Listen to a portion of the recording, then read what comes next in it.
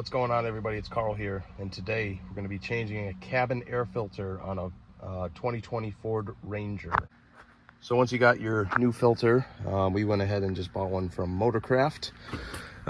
You literally just come inside the vehicle here, and we got to lower the glove box. So by doing that, or how to do that, you are just going to pull on each side here, and then there's some little tabs that got to pop out.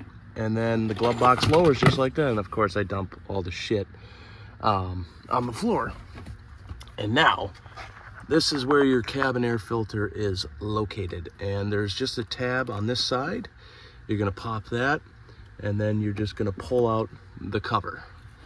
And as you can see, it's very important to have the airflow down, okay? So let's open up the new filter out of the box.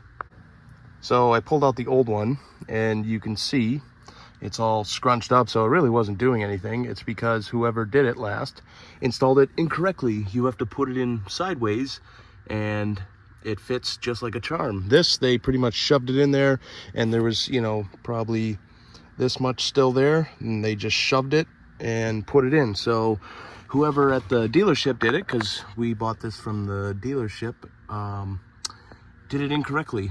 I can't believe, like, Ford technicians can't do that. And look at this, easy peasy, in, done. And now we can lift up all of the glove box here, and just like that, it pops back into place. So now let's put everything back in, and you're done. Easy peasy. So not that hard, easy job. Job well done. Thanks for watching, everybody. I appreciate you all. Please like and subscribe. I'll see you guys in the next one.